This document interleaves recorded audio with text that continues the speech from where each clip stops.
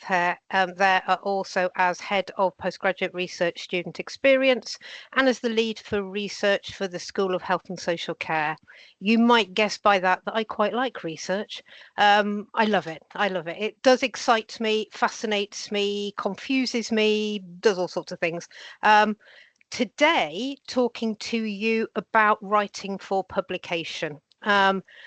And all of that. Why me talking about this? Because there's lots of other people who could. Partly because I am an editor for a couple of, I'm a nurse by background, and for a couple of journals I edit. And for more than I care to remember, I think it's 15 at last count, I'm a reviewer. So I'm a reviewer of manuscripts that are sent in for publication. So I guess that kind of qualifies me to talk about this. I really would like questions because I want this to work for you and to be helpful for you. I do have, surprisingly for me, a few PowerPoint slides that I just want to go through, and also I will then share with Emma and we can pop that somewhere as a resource for everyone. It's just highlights, there's not a huge amount of information or anything too much to read on them, and mainly as a prompt for me really. So if you can hold on to your questions towards the end, and then there will be some time to answer your questions if I haven't already answered them in what I'm going to say. Hopefully that will be okay for everyone. So now the wonderful attempt to share my screen and see how this works. Can you see that? Hopefully you can. And if try to. Actually, what I might do is set up the presentation first. That might just help. Are you okay there, Emma? You just had your hand. Oh, you're just doing a thumbs up. Sorry, I thought you had your hand up.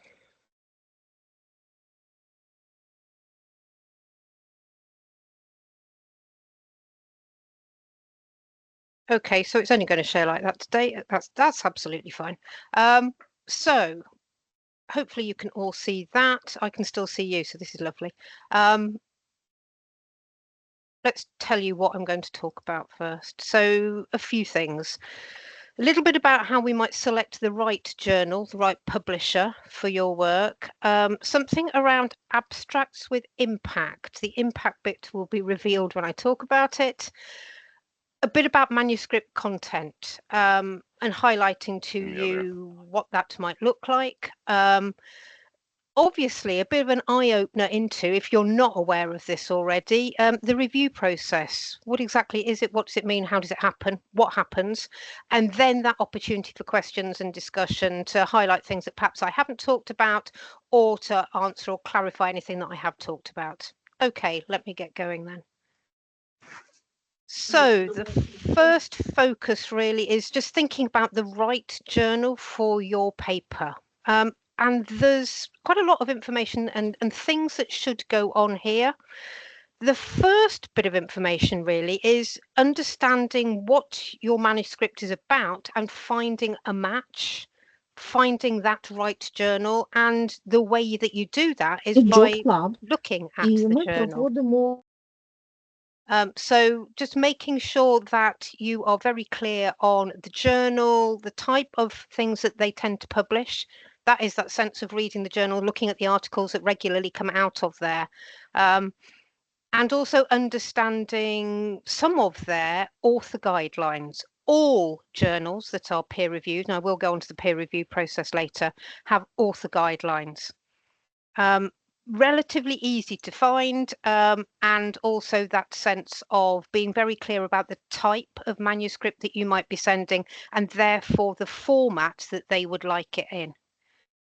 Top tip here, don't try and be too creative with it, because once you start to step outside of their boundaries, the things that they're requiring, you will either get comments back or they just won't look at it. So it's a bit of play the game here. It's focus on, match the scope, understand what your research paper is about, or your evaluation paper, or it might be a contemporary issues paper. What's it about and what journal might it fit? Now, at the university, we are more than happy if you do have a paper and you're not quite sure where it should go, then there's a number of us across the whole of the university who are editors and reviewers for journals.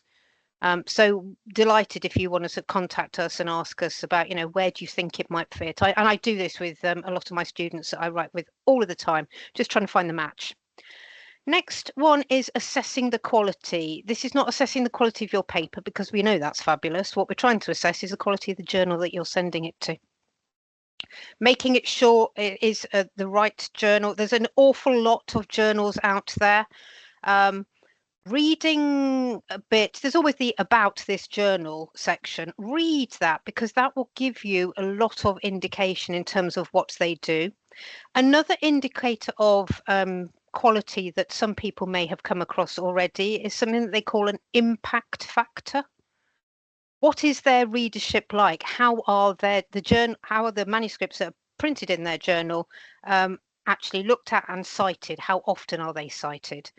So that's quite a good indicator of quality.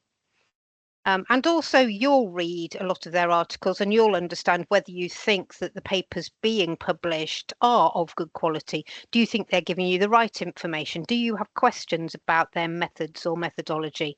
Are you unsure about what they've done? All manuscripts and therefore published work shouldn't leave you in doubt. Review submission requirements, and this is the bit where you basically do what they ask and in the order that they ask it. They tend to be very systematic about that, and they will tell you about these are the steps of the process. This is what to do. Don't try and, as I said, go outside of that. But it's really important that you do follow that. There are also quite often contacts there. If you have a query about any kind of submission or you want to just check something further, there will be a person to contact for that. There will be a named person or an email address where you can contact and ask some questions. Step 4 here is evaluate the speed and the reach. So by speed, we mean from the moment you submit your manuscript, how long might you expect to wait? If everything goes beautifully, how long might you expect to wait for publication? And today, most journals will also give you an indication of that in terms of receipt of manuscript through to we will get back to you with a decision within this number of weeks. What do I mean by reach? Who reads? Who reads the journal? How far does it go? Is this something that is quite nationally focused? Is it international? Have a look at the authors of other papers in that journal. Where are they from? And by doing that, you start to understand. Of course, all journals will, if they're good journals, they will absolutely tell you about their speed of publication. They will also tell you about how they publish and who they expect to reach in terms of their target audience, if you like. Step 5 is an absolutely top tip. I'm not suggesting that you do this in copious amounts, but it's quite a lovely thing if you cite papers that you've read from the journal. Obviously, caveat, if they're relevant to your work. But it's just one of those things. And again, as an editor and reviewer, I will often note that. And it is one of the things that I'm required to, as a reviewer, make comment about when I send my review comments back to the editor. So just something interesting to note there and a top tip, another playing the game. And step 6, it's kind of take some recommendations. Are there colleagues, others, reach out to us at the university who have published in particular journals and had a fabulous experience? Now, one of the journals, so I have to kind of declare a huge interest here. I'm an editor for Nurse Education in Practice. I often choose to work with different people to look at publishing in that journal. Of course I would. And the turnaround times and the review comments are all, managed very professionally and very well. There will be others, and there may be, other people in this meeting whereby you've got some recommendations, either for journals that you recommend or for journals with whom you've not had the greatest of experience. Around that, I would always suggest going back to the journal and giving them a bit of feedback, because if the experience that you've had around writing and around some of the feedback that you get hasn't been great, then actually, as an editor, I would really want to know about that, because I'd probably recognise that maybe some reviewers need a little bit more training, perhaps. Maybe we need to sort of talk about what sort of review comments are appropriate and are helpful for anyone who wants their work to be published. But yeah, recommendations, word of mouth is also a useful thing to think about. So that's kind of the first bit of selecting the right journals. So the pitfalls to avoid, and some of these that I've already sort of slightly mentioned, but still worth noting. Ignoring the journal's scope. If your manuscript doesn't fit with what that journal tends to publish, then you're wasting your time and ultimately their time as well in looking at it and then rejecting it. And nobody wants an all-out rejection straight away. So that match thing is really important. Predatory journals. I did think about the words when I used that word, but I'm absolutely going there, because probably every week I will get maybe 20, 25 emails from journals asking to me to send my work to be published by them. Many of these journals cost a lot of money in which to publish, and you don't have to. You can, but you don't have to spend money, as in thousands of pounds, to get your work published. And also many of them, and if you think about the previous slide when I talked about impact, reach, quality, that sort of thing, not all of them necessarily have the kind of quality that I'm looking for. So yeah, we do get a lot of journals now, new journals coming up. We understand that you've got to start and you want to sort of create both your authors and your readership as well. But just if people are coming to you, it's just that the cautious awareness, I think, is what I'd probably say there. Overlooking author guidelines. No one's going to do that, but it is one of those things that as a reviewer, I can often get that where we very clearly said, we need evidence that you received ethical approval to do this study, and the author hasn't included that. Or if it's a quantitative study and they haven't included a power calculation to help us to understand their sample size, that's another kind of red flag. We'd have to go back and say, we need this. So it's making sure that you can tick off every one of the author guidelines that you've done that. And this sounds like common sense, doesn't it? But it's just one of those things that people do forget, unfortunately.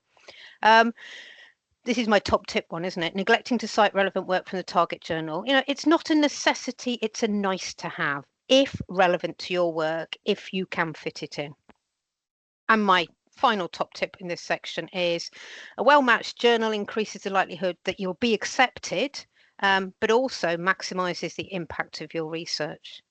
And by impact, I mean the benefit it could have for your readers, the fact that they might use it or replicate what you've done, but also, how far is your work reaching? Who's reading it? And what I've done, and you can look at this when this becomes available to you, is I've just kind of created a bit of a picture there. Okay, let's talk about abstracts now. Why do abstracts matter?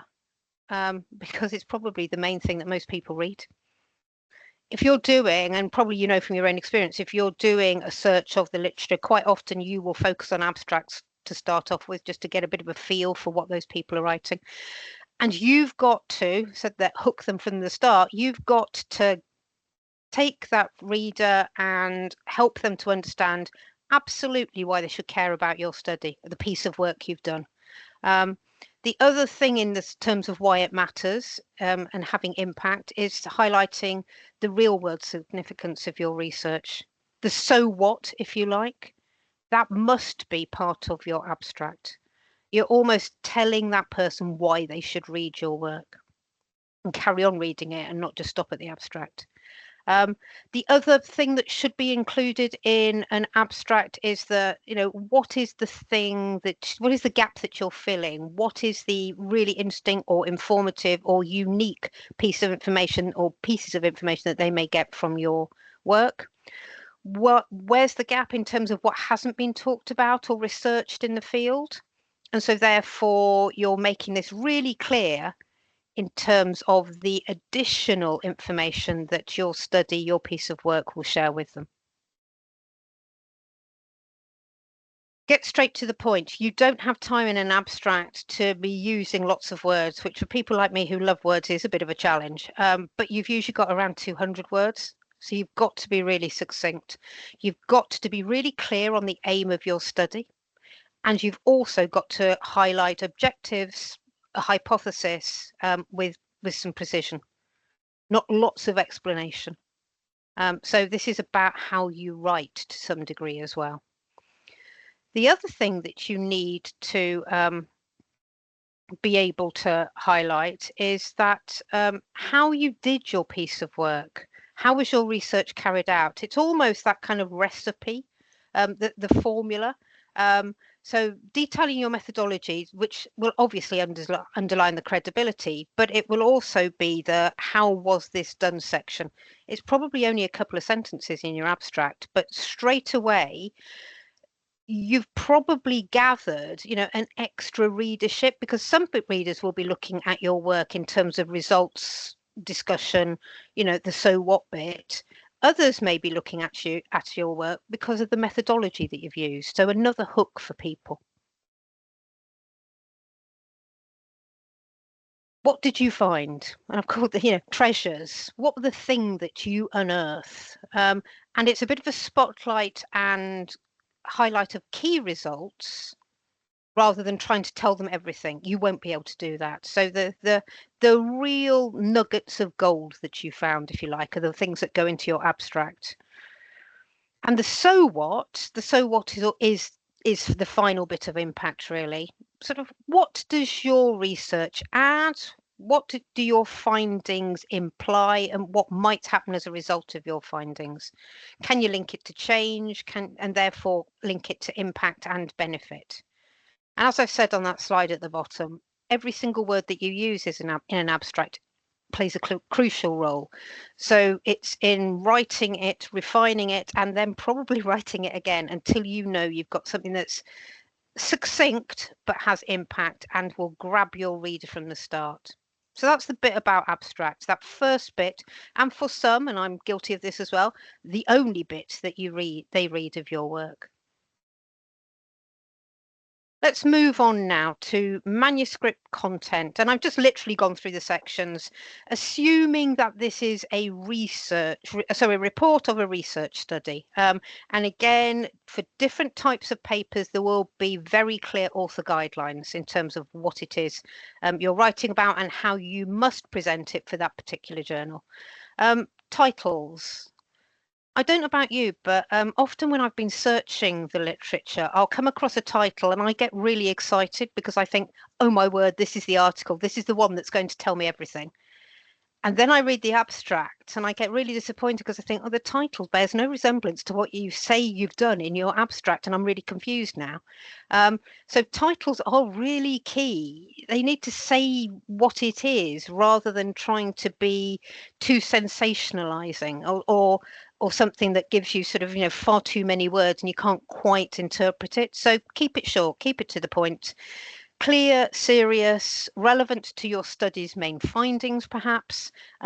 Avoid asking questions, and as I said, try not to make too much of a dramatic statement in your title. You should be able to read it and know exactly what the paper's about. And I think sometimes we get, and it is nice to do that, but I think if that's what you do or want to do, it might be that your paper's more of a contemporary issues piece than perhaps a report of a research study. Abstract we've talked about, so I'm not going to repeat that again, but it is about the conciseness, it's always about the relevance of your study, and it's about summarising the key findings. Introduction, which follows your abstract. Again, this is something that should be short and sharp. Don't talk for paragraphs and paragraphs. And of course, within the author guidelines, you'll get a word limit anyway. So you'll be quite clear about how much you can do. In some journals, they'll tell you how much they want for each section, but that's not every journal. So this is around background and context, setting the scene, if you like. It addresses why is that study needed? Remember, we talked about that a little bit before, and that gap in the literature that your study will fill. And then that ending with very clear aims and hypothesis, if you've used a hypothesis. but it's a very clear direction to your reader to say, okay, what is it, what is about, and what have you tried to do? Then we come on to, for me, in my world, this is the most important bit. How did you do it? So the study design and the methods. If this is a research study, and quite often, if it is a quantitative research study, there must be sufficient detail that there can be replication. So somebody could take, I've said they're like a recipe, but they could take your work and they could replicate it in their setting. They know what you've done. They know the steps, if you like. Another top tip is about always reporting ethical approval if you've got it. Now that might be NHS and IRAS approval. It might be a local or regional ethics committee approval, but putting that down is important because you've gone to the effort of doing that, but also it also assures people that other people have had scrutiny of your work and given you permission to carry on. A description of your participants, your subjects, whoever they were, what were, if you did have them, what were the interventions, and some discussion around and description of your methods, and that must be clear. As I said earlier, if there is, if it is a quantitative piece of work, a sample size calculation, and many author guidelines will highlight that for you. And it is key that for some journals, if this isn't there, they may reject straight away. There's also, if you've used particular methods, that's a transparency around your method. So if you've used a statistical method, explain it and make sure you've got it right in your publication. So that avoidance of errors in the way that you're describing it. So of course, and again, one of the key sections, the reason that people are reading your work because they want to know what you found is the results section. So actual data is helpful, not just necessarily a few words around p-values or some trends. Tables and figures, if they're used, I think are really helpful because they summarize an awful lot of information. Again, my top tip here would be don't try to put too much in. Don't try to tell them everything because, okay, example. In a study, so for my PhD students, usually their thesis will be around 80,000 words, maybe a few more, when it's finally written. If they haven't done it already, a paper summarizing all of that will be between 3,000 and 8,000 words. My advice to my students is always, you can't say it all. You've got to be quite strategic in what you want to write about and therefore what you will leave out. So the other bit about the results is about keeping it short and structured. When you are publishing, your name goes on that publication, and you'll probably have noticed, and again, forgive me if I am teaching you stuff that you're talking about stuff that you already know. There's a little envelope usually on the publication by the side of the first author's name. They are the person to contact. I get really excited as a person who's written and published some work, and I'm sure other people do as well, when somebody actually contacts you to talk about a bit more detail about their work. That's what that bit's for. You can't include everything in the manuscript, so it's almost a recognition. I'm giving you the highlights. There is more. If you want to know more, contact me. Discussion. Okay, so, and this is really important because reasons for rejection sometimes are that the author tries to represent the results in the discussion section, keep them separate. So results in one section, discussion comes next and is separate. It may refer to results, but it needs to take them further and talk about the meaning of those results and obviously their relevance. And perhaps be structured, and this is a suggestion, and again needs to be aligned to whatever the author guidelines are, that you might wish to within this section, maybe compare it with the existing literature. You'll have looked at that already as part of your study. You may want to include limitations and be really transparent about what your study offers, but also what the limitations are. You may also want to highlight some clinical relevance and potentially your next steps, further work, future directions, all really helpful to contextualize the meaning of your study. And again, whilst it's helpful to have some referencing, avoid overloading with lots and lots of references because actually your context and background and introduction has done that. Bring in the meaningful ones, but probably no more. And a little bit more about sort of handling limitations. And there's a bit of kind of honesty here required, because as reviewers, we will be looking at the way that you did your work. We'll be looking at what you're representing as your results and your discussion. And if there are limitations, we may have questions in our head. But what is great about a really good piece of work is that it does acknowledge limitations really honestly. It doesn't leave us to find them. And I'm not suggesting you write hundreds of limitations, but a succinct paragraph or two which highlights the limitations is really helpful. And they do then give the reader certainly a sense of reliability or a sense of trustworthiness, which is really, really helpful. So that's a bit about manuscript content, the sorts of things that we might expect to see in a research paper. Okay, and I am coming towards the end of talking, I promise. The review process. So all of you hopefully will have heard, or some of you will have heard of peer review. And there's some really great resources around peer review. When I was preparing for this, I just had a look, and Taylor & Francis has some really nice words on their website. So peer review is that sense of some experts looking at your work, really. So when I receive a manuscript, I know that that manuscript has gone out to maybe one or two other colleagues, might be across the world, might be nationally, and we've been asked to review that manuscript in a certain way. We're given a template to follow, so we're asked questions about it and asked to respond to how well or not that manuscript has done these things. We will then we'll fill in the template, and we'll probably give a sort of paragraph or two feedback, general feedback. We give two lots of feedback. First lot of feedback is the feedback that will go directly back to the author. And the second lot of feedback, this might be just interesting to you, is the feedback that isn't shared with the author, but is shared with the editorial board.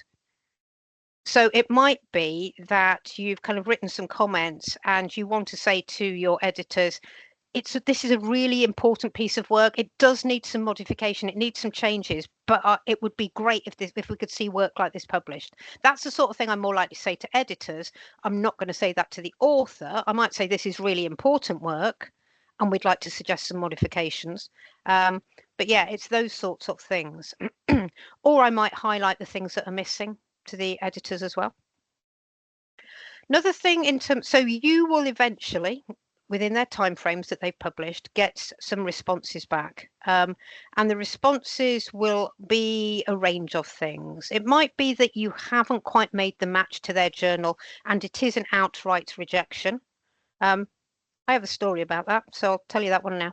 I'm not sure whether there's any OTs in the meeting, but this was something that it was a PhD student that a number of us were writing with, and it was a lovely paper. It was all around simulation, so learning through simulation-based education.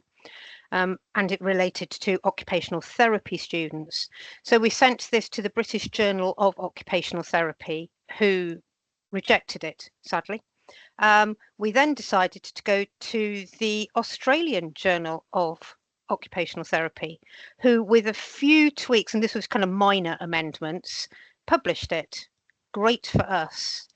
We then noticed that from a report in the British Journal of Occupational Therapy and the Royal College of Occupational Therapy decided to use our paper when they wrote their policy and guidelines for using simulation in undergraduate OT.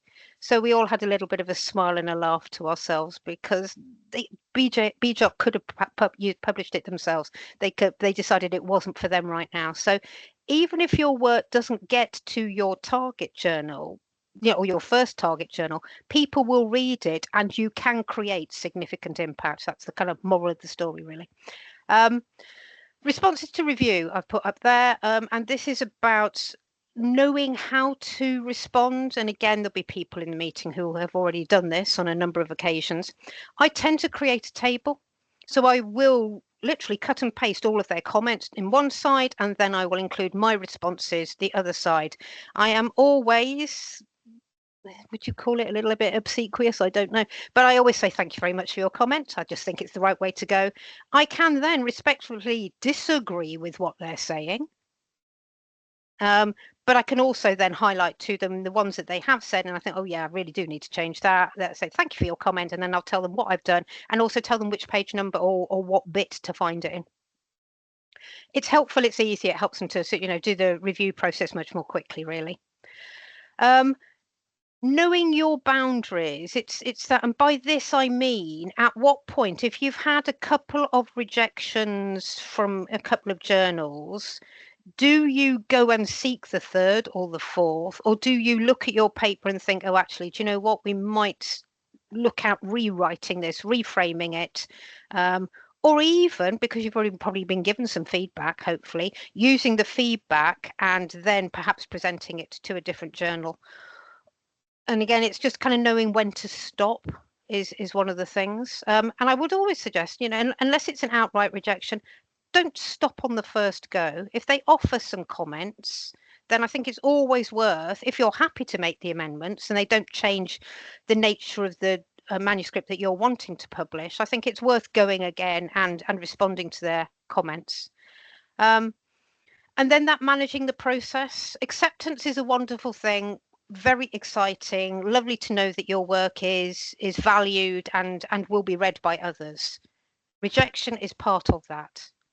It's absolutely part of the deal. I've been rejected so many times, and you do have to, whilst it does feel a little bit personal, and these are your words and this was your study, I think it's kind of getting some perspective around that. Very good, easy for me to say, because I've done it a few times and I've had that experience. But it is that, okay, you either dust yourself off and go again, or you think, do you know what, we'll maybe pause on this and we'll think about how else we might do it. The other way of going about this is to think about, if you've tried to put something in for publication, someone said, either said no or decided not to, is that you present it at conference. Quite often, a number of conferences will then select certain things that were presented, yeah, you guessed it, for publication. So you just do it the other way round. And that's quite a good way of doing it. But I think my top tip there was, please don't take it personally. It happens all the time. It may be that the journal's just full, that they can't fit anything in, anything else in. So yeah, it is one of those things. I talked for more than half an hour, which is far too much. Questions, comments? I can switch to the chat now and see if there is anything. Oh, there was, Liz, there was one question in the chat, before Catherine comes in, just to say just sort of names of people I think that people can approach in terms of best contacts for support around experiences of publication. Okay. I don't know, or maybe afterwards just pop some contacts down in the chat, maybe around. Okay. Or what I could do is add them to maybe to the slides, and then just so if it's social sciences, this person, if it's health and social care, it's me. Even better. Sort of thing. I'll do that. Thank you. Yeah, and I think Cheryl's got her. No, sorry, Catherine's got her hand up. Thank you. Hi, Liz. A question that we get all the time is, how do we find good quality free to publish journals? With all the AI that's available now, if you just put that into Google right now, you get a few. Of course, you have to check it. Peer review, yeah. So it's making sure they are peer review. Peer review is a good sign of quality. Impact and impact factor are an excellent sign of quality. But the other thing I would say is, the higher the impact factor, sometimes, not always, sometimes, the harder it is to publish in that journal. But it's also that kind of getting your match. So if this is, if it is in a discipline specific thing, if it is necessarily within a particular field of practice, you'll probably know the journals first anyway. You'll know, where you should be going. The other thing to look at is, and you'll have done your literature review and possibly included some of that, who are the names that are coming up regularly? This is a cheeky thing, but it's what we do. Where do they publish? What are the journals that they use? Where is their work seen? Where did you read their work? It's that sort of thing. And again, authors are quite intrigued and quite interested if people want to reach out to them in terms of publication and that sort of thing, as are editors. So it's almost that, you know, are there other journals? And we don't mind sort of giving recommendations for other journals. The other thing to think about in terms of journals, journal publication, and which journal is quite often. So this is about all the information that you have sort of set up in terms of getting emails when somebody's about to publish something new. But I would suggest that you look out for special editions, because sometimes some journals will, probably every year or so, they'll do a special edition. And sometimes that special edition falls beautifully within your field of practice. But yeah, it's looking at who else is publishing in what journal, checking impact factors, and making sure that they are peer reviewed. But also you'll know the discipline specific ones. That sort of answers your question, Catherine. It's one of those how long is a piece of string, tricky one. In terms of funding, though, because that's the main thing, a lot of people want to publish, but they can't afford the open access fees or the publishing fees. Yeah. Do you have any advice around that area? I've never paid to publish yet. And some, you know, and again, you know, we know money is tight everywhere. So you know, we would rather not. What does that really mean? It means that your paper will be published probably slightly slower than in a journal that you were paying £2,000 or £3,000. It doesn't necessarily mean that the impact will be any different, though. It's about it's about your patience and being part of the process. But again, it's kind of finding out and reading the journal and finding out what are their timings, what's the timeline, what are you looking at here. Also, when you're doing a research study, surely part of the planning of your research study is your dissemination plan. And so targeting, knowing the journals that you're going to target from the moment that you either get funding, agreement, ethical approval, whatever, for your study. So building it into your plan, not having it as oh, that might be a nice thing to do. It should be part of your research plan. I can probably, I can add that as well. So Catherine, what I will do is to the presentation, I'll add a few kind of health and social care journals, obviously the ones I use in mainly education, but I'll add a few that are free to publish. Thank you. Around health and social care. Thanks, Liz. Oh, okay. There was a hand up. It's gone back down. I don't know. I think it was Catherine O'Connor. I don't know if you had a question still. If not, there's one in the chat from Jessica can pick up. No, I was just kind of following on from what Catherine said. More the same thing. Yeah, it's about kind of open access journals, costs. If you were at the university, Liz, would your PhD students, for instance, do they get kind of funding to help them publish? No. Okay, so nobody does. Well, not unless they have significant and major funding. So some of our students, might be on a bursary and might choose to do that, but otherwise, absolutely not. No, and none of us do that either, or few of us do that. And again, it depends. So if you've got funding for research, was it articulated in the funding bid, and therefore have you said, and actually part of our bid means 3,000, 6,000, whatever it is for publication. Sometimes people do it that way. Right, I'm trying to read the Jessica's. Yeah, but if Jessica, are you still on the call, or have you had to go? If not, we'll read out your question. I don't know if she's still here. She might have to go. Hi, I am here. Yeah, sorry. Oh, I was just, do you want to a bit easier ask just the to read. question?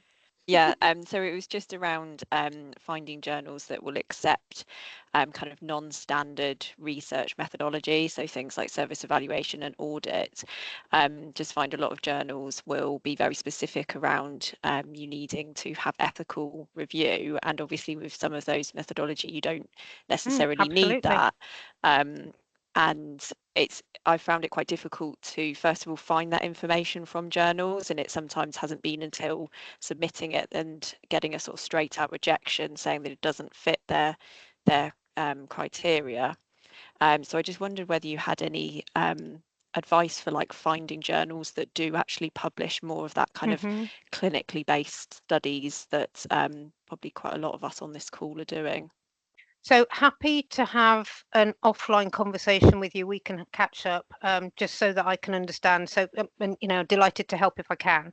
But in answering it now, I think it's looking at the field discipline journals and understanding what they do or don't. Another, I guess, is it a top tip? It's just a piece of advice, really.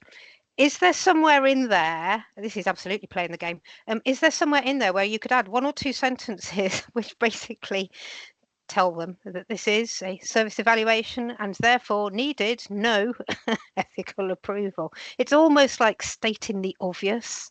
And I know it feels possibly like a bit of a, oh gosh, I need words somewhere else. But sometimes being very clear about that means ethics, I've gone there, but I'm very clear that this was not necessary for this particular piece of work.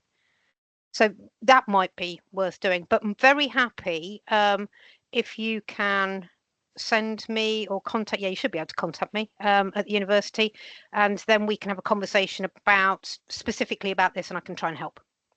That'd be great, thank you. Any more questions at all from Liz? I know a couple of people had to go, probably going on to clinic, etc. But any more questions? No. Okay, so it sounds like, Liz, isn't it? We're going to just update the slides slightly with some kind of contacts at the end, which would be great because lots of people have been asking me about are we going to share the slides? So we'll share the slides for those that have attended today and anyone that gave their apologies. I've had a couple of emails as well during the webinar, and we'll also post it, and I'll put the link on. And we'll also post it on, we've got a One Gloucestershire sort of research page where we post sort of resources, the recordings of the research hubs that we've done. We've done kind of 2 so far, and we've got another one coming up next Thursday. So I'll probably share, if that's okay, be really cheeky and sort of share the details about that, because it's very topical at the moment. It's about the blood scandal, which a colleague from the University of Gloucester is doing her PhD in. So that's kind of, it's sort of coming to the fore in the news at the moment. So a sort of topical item. But unless there's any final questions, I'll post the link to the, someone's already done it. Thanks, Cheryl. I think we've got one final question from Alex. He just put his hand up, or her hand. Hi, thank you. I just wondered if I could ask a question offline, because it'll get into some detail, but it's about a publishing thing I have going on. Yeah, absolutely. So I mean, we've got a bit of time. So what I can do is I'll talk to Jessica first, and then Alex, I'll talk to you after, if that's okay. I might try and get you both by Teams. But I mean, what you could do is basically if Alex, you send me your contact details and also when you're available to talk. I do have some time now for about half an hour. I can, I'll just stay. Okay. Want to stay on the call? I'll stop the recording. So if you stay on there, I'll stop the recording, and then then you'll give you that time together. Okay, well, thank you very much for coming. We hit the 50 mark at one point. We kind of peaked at 50, which is a really amazing number. Because it's like kind of the first webinar that we've done, so we'll hope you'll come up with some interesting topics for future webinars. And thank you very much for your time, Liz, as well, because I know you're super busy, but I found it really insightful, and I was busy kind of writing it away as well. So we'll share the slides, we'll share the recordings. Please do share this with your colleagues as well, who would find this helpful to make sure we get the kind of maximum impact from this webinar today. So thank you all, and have a good afternoon. All right. Take care. Thank you. Bye.